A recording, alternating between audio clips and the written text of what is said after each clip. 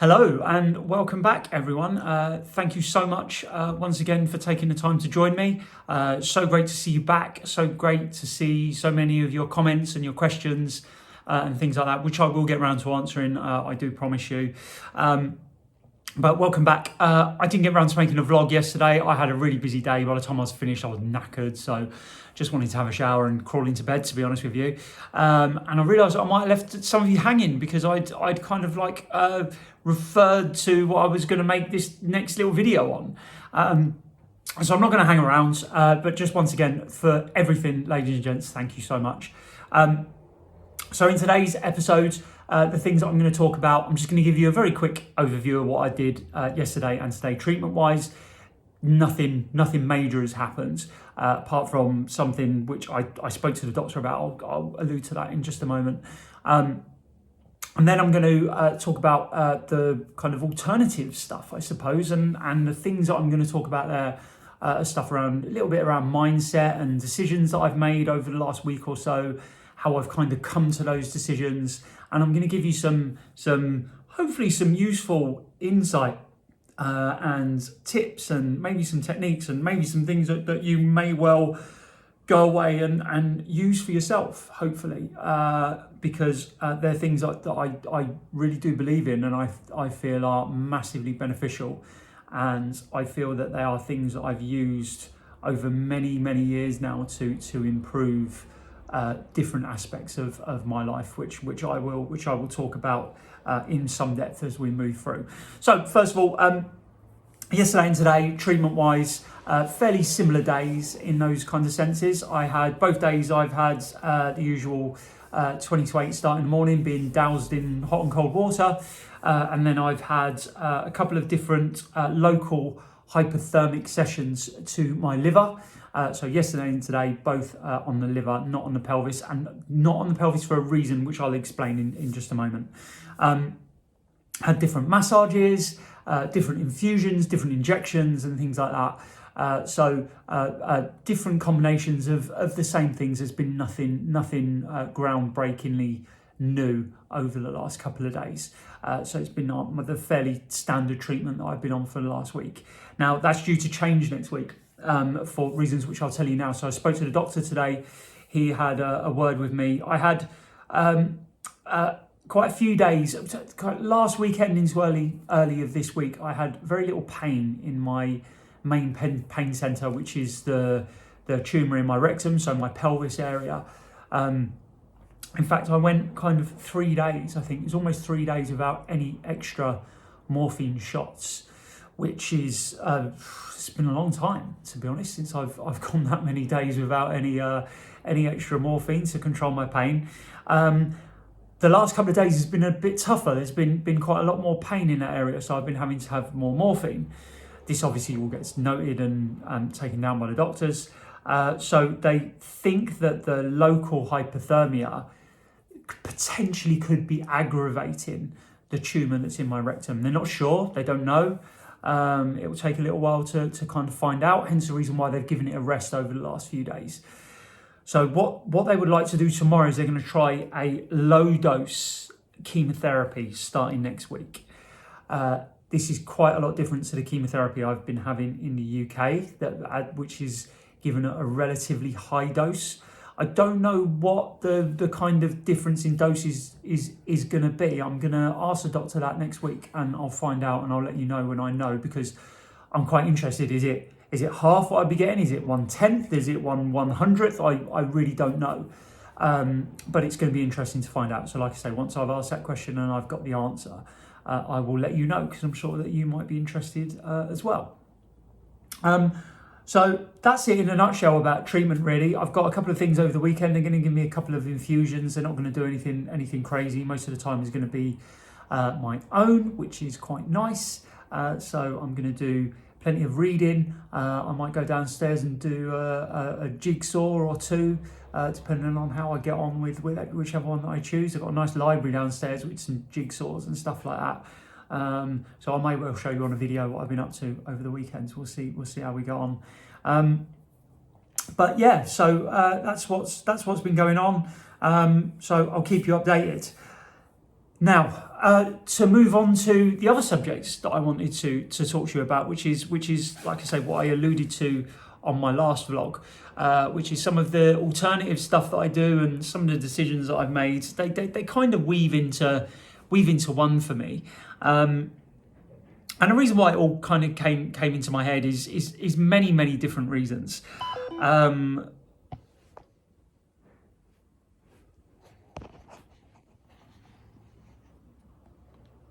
Hello. My gimbal has just run out of battery, so bear with me. I'm just going to attempt to plug it in and to gain back a little bit of control over my. See, I'm using it as my tripod, and it's all electric, so it needs a power input. And I obviously haven't charged it since I've had it, so my wife will be laughing at me because I'm always taking the mickey out of her when she doesn't charge things up, and then says to me, "Oh, this run out," and I say, "They're not self-charging, you know, Laurie. You do have to plug them in from time to time to get them to work." So that's likely to be quite a funny conversation for me to have when she watches this video. Anyway, I'm almost there, ladies and gents. A little bit of comedy for you on this. There we go. So I've just plugged it into my little power bank that I have my phone plugged into at the moment. So there we go. Let's get me back recentered in the middle of that again. There we go. Very sorry about that. Where was I? Talking about decisions that I've made and things that I want to do and things like that.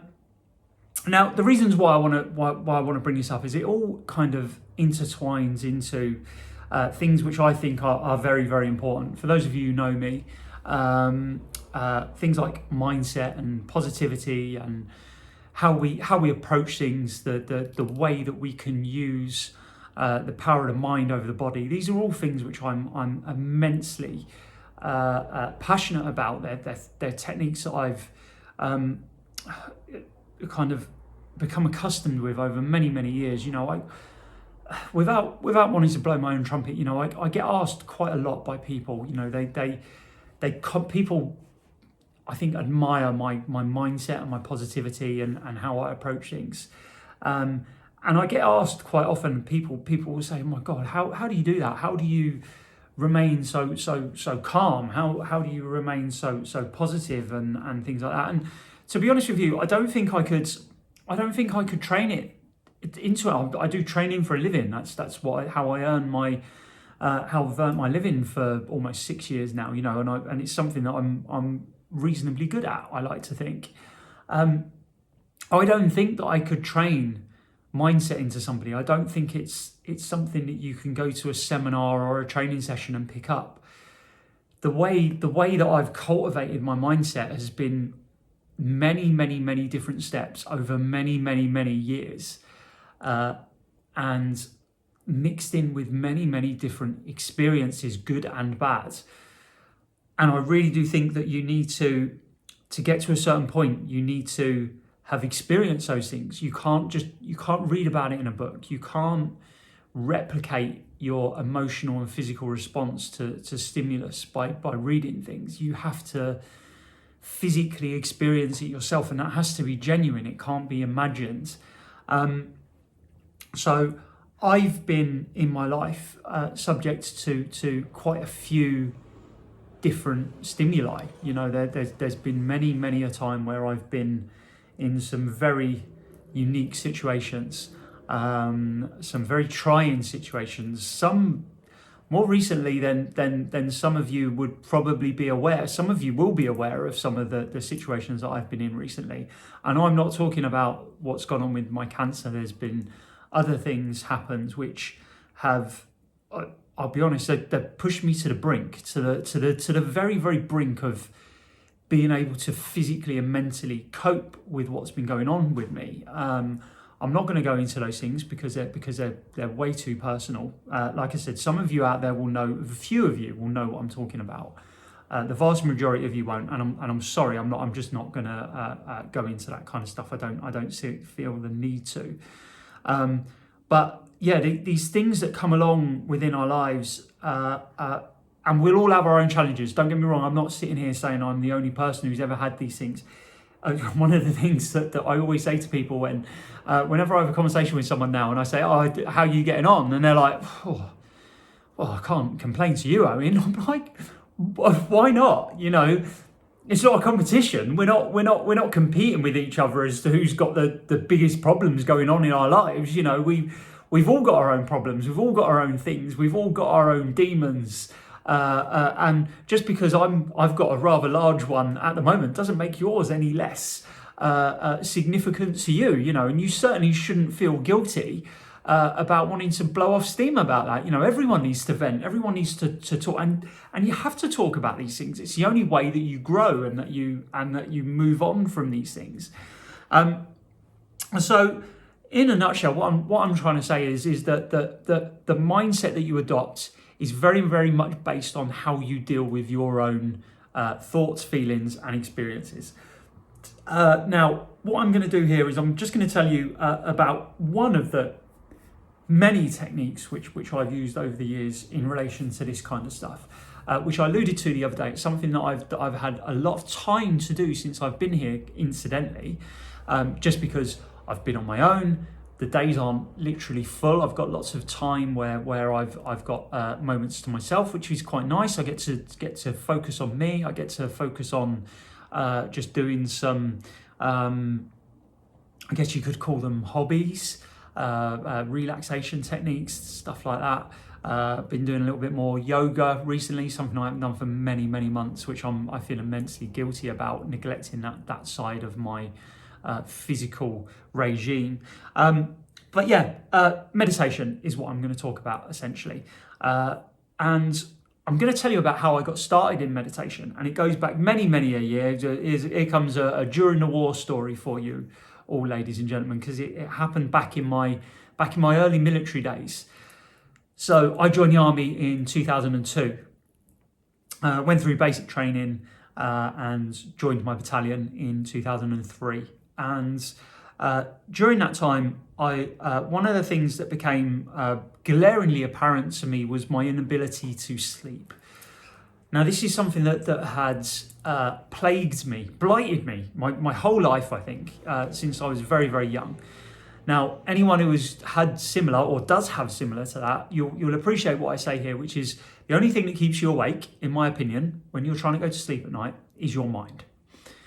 If you're in a nice comfy bed and you're fed and you're watered and you've got a roof over your head and there isn't a baby screaming, crying next to you or sirens going off outside, the only thing that stops you from going to sleep is yourself, is your own mind, the things churning around in your head. You think about things and they go round and round and round and round and round and round.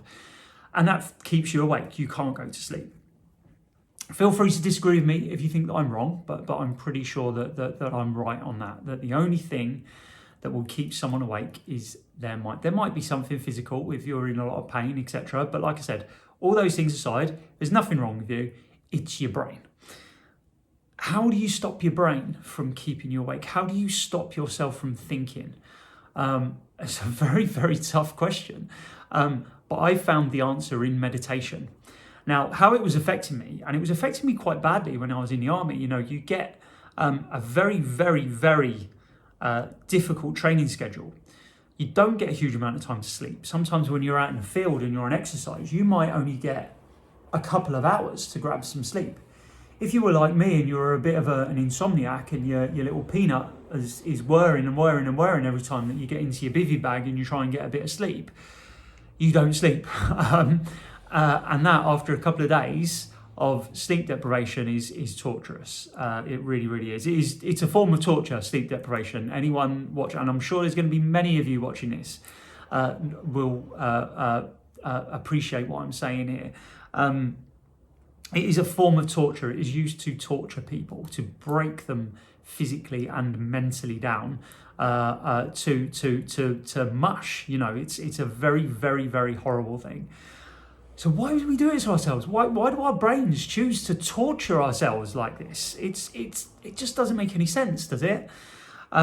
Anyway, I had this conversation with a chap who I was in the army with, and I'll be honest, when he first gave me this piece of advice, I went, this guy's nuts. Is he some kind of hippie? Like, do I look like the sort of person who sits on the floor cross-legged, going kumbaya and with my hair in dreadlocks and all this kind of stuff. Is he mad? Meditate? Like, what are you talking about? That was what I watched Neil on The Young Ones.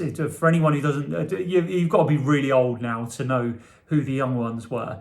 But yeah, anyone who doesn't, go away and Google it and have a look. It's very close to the bone. Wouldn't be allowed today. So if you're offended easily, don't look it up. By the way, but it was a very, very funny program back in the 80s. But yeah, meditation was suggested to me by this guy, and I rubbished it at the start. And then I thought, do you know what? Why am I rubbishing the advice of someone? Let me give it a go. Back then, the internet only really just kind of started. I didn't have any access to it. So I went and bought a book on meditation, which went through many, many different types of meditation. So it spoke about all these different techniques which you could use. I read about quite a few of them. I chose one and I started to put it into practice. Now, from the time that I started reading about it till it became effective, we're probably talking about the space of at least a year. I can't remember exactly how long it was now. It was, we're talking about, it was a good 16, 17 years ago now when this happens. Probably about a year of putting it into action. So if you're looking for an answer to this sleeping problem, or you want to do some meditation or something, don't expect it to be quick or easy, because it's not. It's all about training your mind. And meditation is about training your mind to be still, to focus on something mundane, to not let your mind take over and run away, and to essentially still your mind and make it as still as a mill pond, and just allow you to be focused on absolutely nothing whatsoever.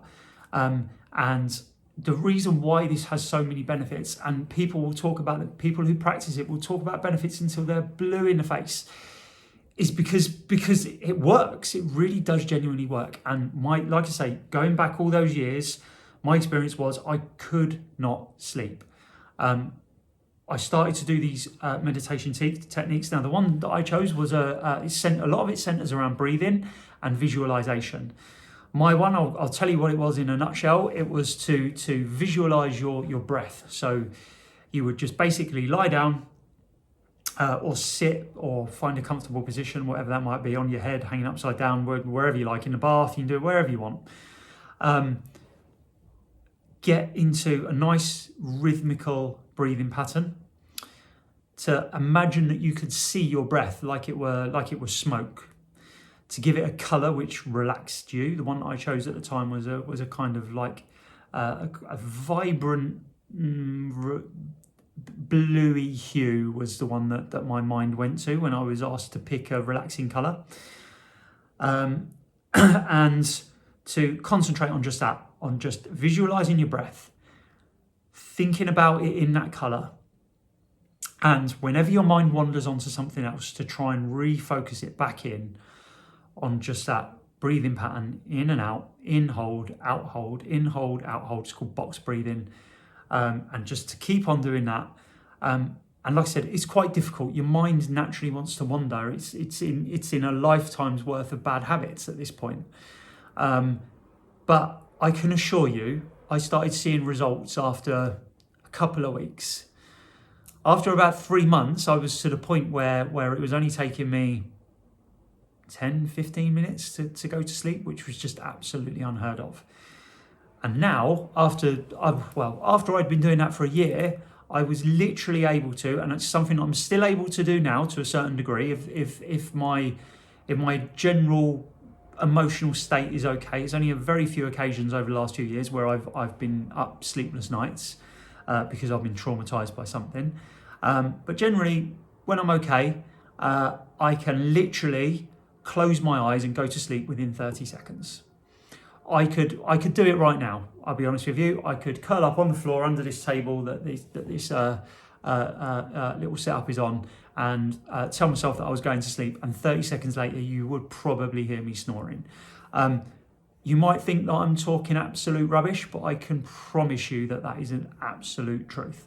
And anyone who knows me, anyone who's seen me do it, will testify to it, because people say, how do you go to sleep? How do you go to sleep? Like God's talking to you, and then 30 seconds later you're snoring, you're gone. It's a real skill, and it's one that I've found immensely valuable throughout my life. And then just going, not just for the sleeping thing, but then relaying that back to the meditation when you need to still your mind, when you need to empty it of something, when you need to concentrate on a task, when you need to focus on something that's really important. You get yourself into that headspace, into that mindset, and you focus. And rather than focusing on your breath and wanting to go to sleep, you can switch that into thinking just about that thing. How do I achieve that goal? What is it I want to do? How do I get to that state? How do I solve this problem? And you can then focus your entire mind in onto that one thing. And you can use that for, like I say, literally whatever you wanted. I genuinely believe that, whether it's for something that's been bothering you, a problem that you might be having, a goal that you want to achieve, absolutely anything like that you can think of. Meditation, I promise you, is not just for hippies and petunia oil and all that kind of stuff. It is one of the best things that I've ever taught myself. And it's a big part, I believe, of how I've formed and cultivated my own mental and my outlook on things, my mental state, if you like, and my attitudes, and how I approach things. It's a very large part of me, and I'm very thankful to the person that pointed it out to me, because I may never have discovered it, or I might have discovered it a little bit later on in life, who knows. But I'm glad I discovered it when I did, and I wish that I discovered it earlier. I wish I'd have discovered it in my kind of early teens and adopted it then, because it would have maybe made a bigger impact on my life. Who knows? In fact, I'm pretty sure that it would have done and made a bigger impact on my life. So that's a little bit about that. I've realised that I've just kind of like harped on. I've just it's all just come out of me. I hope that that's all made sense to you. As always, if anyone's got any questions or anything like that, then please feel free to let me know. Don't ask me what the book I read was called, because I can't remember. My best advice is, if you want to do something, just go on the internet. There's any number of tutorial videos on YouTube. Just go onto YouTube, Google, how do I meditate, meditation techniques, anything like that. Type it in and do some research, and it's all about finding the thing that works for you, is what I would say to people. There's no one size fits all approach. There's no silver bullet. There's no better technique than any other. It's the thing that works best for you. So you may well have to try multiple different things. I think I tried about 3 or 4 different techniques before I settled upon that one, that I then found very effective. So yeah, it's all about just trial and error and finding your own way. So, but yeah, I'll be happy to discuss it with anyone. If you wanted to give me a shout, if you've got any questions, anything specific that's bubbled up in your mind, let me know in the comments. I hope you find that useful. And I'm just going to kind of circle back to what I was alluding to in my last vlog, which was some of the little decisions that I've made over the last few days. So I guess the last few days, it's been the process of about a week since I've been here. Like I said, I've had a bit more time, and it's allowed me to do a lot of analysis over what's happened to me in the last 17 months. You know, it's been a very long, arduous, tough journey that I've been on, and there are things that I know that I could be doing better. There are things that I've probably been neglecting in that time, not for any reason, not because I've been lazy. It's just circumstantial. It's just what happens. Life gets in the way. You know, I've been going through this. We've had everything that's gone on with me and Laura, the baby, and COVID and work and everything. It's just been the perfect storm. It's been crazy. Now, one of the things for me that when I've sat down and really thought about it is that I've missed has been some of the hobbies that I was doing before diagnosis and lockdown, etc. You know, I'd spent the last couple of years really getting into the new sport that I found, the dragon boating. Now that was a godsend for me. I found it at exactly the right time. I wasn't in the best place when I first did find it. It really, really, really helped me out. It helped me out of a nice, emotionally tough spot in my life. It was fantastic. I have made and still am making fantastic friends from my dragon boating community. It gave me an outlet for aggression and focus and some exercise, endorphins, meeting great new people, getting out, exploring stuff, going on different trips. The time that I spent with some of you guys in Venice in Italy at the Vogalonga 2 years ago now. I can't believe it was that long ago. Some of the best times of my life. Honestly, it was phenomenal. I had the best week out there. It was just amazing. And then joining my club, Seklo Hundreds, the people that I love and train with there, they're my new family. They're just phenomenal. I've hardly got to spend any time with them over the last amount of time. Even when they've been back training, I've been shielding because of COVID, because I've been extremely vulnerable. It's really, really been tough. It's really been something that I've missed. It's something that it gave me one of my biggest drivers. One of my needs and my drives in my soul. If anyone's unfamiliar with any of the stuff that we use in the trainer's world, have a look up Maslow's hierarchy of needs.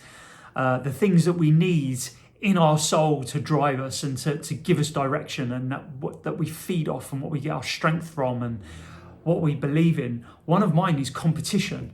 I am a horrifically competitive person. I just it turns me into a lunatic. It just gets me going, gives me so much focus and so much power and strength. And I've hardly had any of that over the last 18 months or so. And it's something I know I'm really, really missing. Now, I'm really hoping that I'm able to get back in the boat pretty soon, but I can't guarantee that with my health. So one of the things that I've been doing whilst I've been here is what can I do? What can I do to refocus myself onto? I can't do that. I can't do what I used to do. I can't go hill walking every weekend. I can't go to the gym and frag myself out. I can't just go off for a few days and spend some time in the mountains on my own because I'm not well enough. I've got a baby, I've got a dog, I've got a wife, I've got responsibilities. COVID is around, etc., etc. I can't do all that stuff. I need something else. I need to find something to focus on. So I've been thinking about new hobbies to take up. So I was kind of trying to think about something that's not too physically exertive, something that's quite outdoorsy. I love being outdoors. I love nature. I love being in the fresh air. Something that gives me a bit of competition as well. I really do feed off that. It gives me a spark. It gives me energy. It gives me drive. It's something which I crave more than anything. Is winning and being competitive. Not even just winning. Winning's important. Don't get me wrong.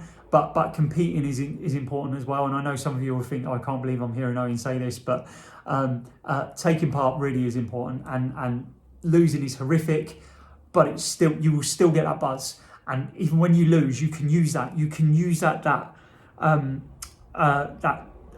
negative stuff and turn it around into a positive. You really can. You can take it and you can turn it around, refeed that energy back in, and then go and use it to train harder or work harder or do a bit better the next time, whatever it might be.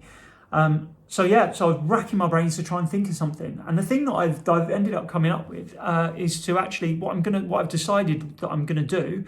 And I've gone through all the kind of steps now. I've gone through all the mental steps. I've picked it and I've decided. I've ordered some stuff, and I'm pretty much ready to go as soon as I get back home to good old sunny Blighty in a few weeks' time. Whether that's 2 weeks or 3 weeks or 4 weeks, somewhere around about that kind of time frame, might be 5.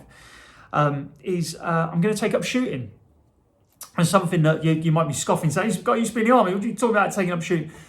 I haven't shot a rifle or a gun since I did some clay pigeon shooting on a stag do, which was about 6 or 7 years ago now, I think, something like that.